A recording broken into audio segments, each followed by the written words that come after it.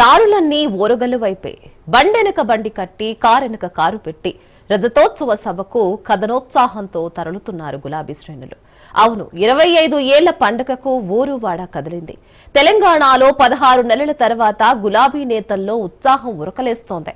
ఇప్పటి వరకు ఒక లెక్క, వరంగల్ సభ తర్వాత మరో లెక్క అంటున్నారు. సిల్వర్ జూబ్లీ సభతో తమ సత్తా చాటుతామంటున్నారు గులాబీ నేతలు.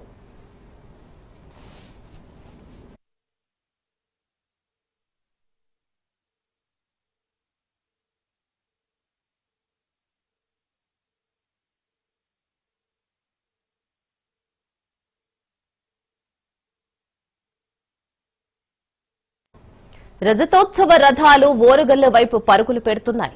ఎడ్ల బండ్లు, కార్లు, బస్సులు కాలినడకన వరంగల్కు చేరుకుంటున్నాయి బీఆర్ఎస్ శ్రేణులు. ఇప్పటికే వరంగల్ అంతా గులాబీమయంగా మారింది. ఎలకతుర్తి సభా ప్రాంగణం కొత్త రూపును సంతరించుకుంది. సభకు 10 లక్షల మంది వస్తారంటున్నారు కారు పార్టీ నేతలు.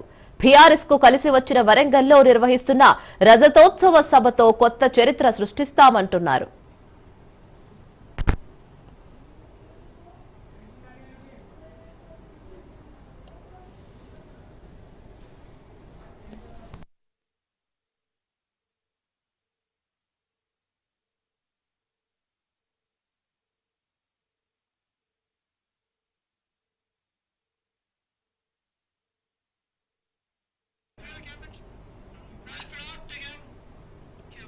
సూర్యాపేట జిల్లా నుంచి బీఆర్ఎస్ రజతోత్సవ సభకు ఎడ్ల బండతో వచ్చిన రైతులతో మా ప్రతినిధి సైదులు ఫేస్ టు ఫేస్.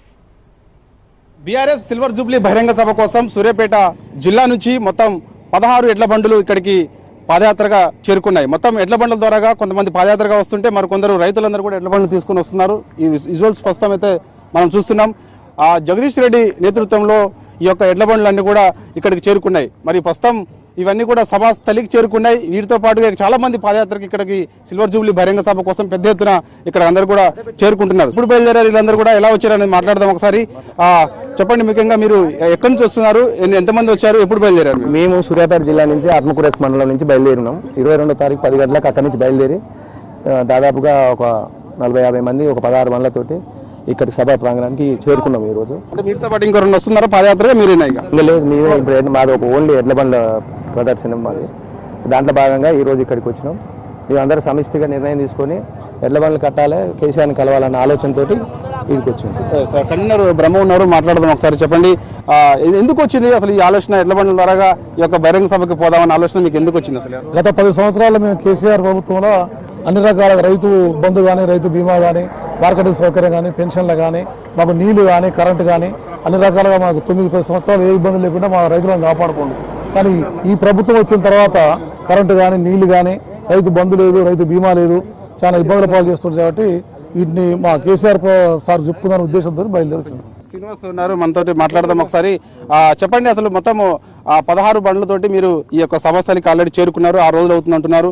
అంటే ఏంది, అంటే ఎందుకు వచ్చింది ఈ ఆలోచన విధానం? మీకు ఎడ్ల బండ్ల ద్వారా ఖచ్చితంగా ఈ యొక్క బహిరంగ సభకి వెళ్ళాలి అని చెప్పేసి కూడా ఒక వినూత్నంగా మీరు ఇక్కడికి వచ్చారు. అంటే ఏమైనా ఇబ్బందులు అయితే తలెత్తాయా? ఎక్కడెక్కడ మీరు రెస్ట్ తీసుకునే వాళ్ళు ఎలా వచ్చారు అసలు? మొత్తం వాస్తవంగా ఆలోచన రావడం అంటే, మేము సూర్యాపేట జిల్లాలో కేటీఆర్ గారు మీ అందరూ టీవీలు చూస్తున్నప్పుడు అక్కడ టీఆర్ఎస్ పార్టీ మీటింగ్ ఉంటే దాంట్లో రేపు ఎలకతుర్తిలో సభ జరుగుతున్న ఏప్రిల్ 27వ తారీఖు నాడు పార్టీ పెట్టి 20 సంవత్సరాలు అయిన సందర్భంగా రజతోత్సవ సందర్భంగా మీరందరూ కూడా ఏ వాహనం దొరికితే ఆ వాహనం రావాలి.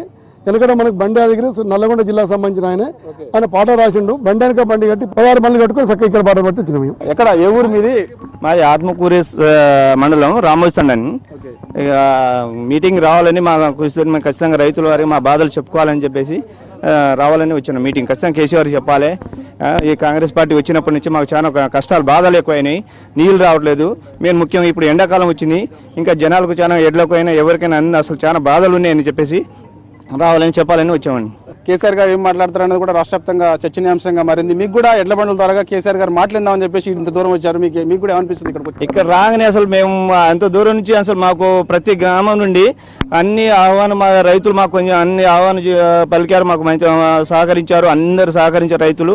ప్లస్ ఇక్కడ రాగానే ఇంకా సందడిగా మాకు అసలు ఎంతో అసలు కేసీఆర్ సభని ఇంకా చెప్పిన దానికైనా ఇంకా ఎక్కువ అసలు అనిపిస్తుందండి. ఇంకా అసలు ఈ జనాలు ఏదైనా ఇక్కడ చూస్తే అసలు మేమే ఇంత ఇది వస్తున్నానని చెప్పి మాకనే అసలు ఇక్కడ చూస్తే చాలా ఎంతో గొప్పగా అనిపిస్తుంది కేసీఆర్ అంటే. సూర్యాపేట జిల్లా నుంచి 16 ఎడ్ల బండ్లతోటి 120 కిలోమీటర్ల మేర ప్రయాణించి ఎడ్ల బండ్లు చివరిగా ఈరోజు ఇక్కడికి ఆ సభస్థలికి ఎడ్ల బండ్లను కూడా చేరుకున్నాయి. ఖచ్చితంగా కేసీఆర్ ఆనాడు ఉన్నప్పుడు ఎంతో బాగుండేది, ఇవాళ కాంగ్రెస్ పార్టీ అధికారంలోకి వచ్చి కొంచెం ఇబ్బందులు తలెత్తున్నాయని చెప్పేసి కూడా రైతులు మాట్లాడుతున్నటువంటి పరిస్థితి అయితే కనిపిస్తుంది. సో ఖచ్చితంగా ఈ యొక్క 16 ఎడ్ల బండ్ల ద్వారా మేము ఇక్కడికి వచ్చాము కాబట్టి ఖచ్చితంగా వీటిని మేము కేసీఆర్ గారి దృష్టికి తీసుకెళ్తాము. కేటీఆర్ గారితో కూడా మాట్లాడతాం. అడుగడుగునా కూడా మాకు స్వాగతం చాలా మంది గ్రామాల్లో చెప్పారు. సో ఎందుకంటే సూర్యాపేట జిల్లా అంటేనే ఆనాడు బండి వెనుక బండి కట్టి 16 బండ్లు కట్టి బండి యాదగిరి రాసిన పాట మాకు స్ఫూర్తినిచ్చింది. అందుకు మేము సూర్యాపేట జిల్లా నుంచి 16 ఎడ్ల బండ్లతోటి మేము ఇక్కడ వరంగల్ జిల్లా వేదికగా జరుగుతున్నటువంటి ఎలకతుర్తిలో జరుగుతున్నటువంటి బీఆర్ఎస్ సిల్వర్ జూబ్లీ బహిరంగ సభకు మేము వచ్చామని చెప్పేసి కూడా రైతులు చెప్తున్నారు. వీడియో జర్నలిస్ట్ భరత్తో సైదులు రాజు న్యూస్, వరంగల్ జిల్లా.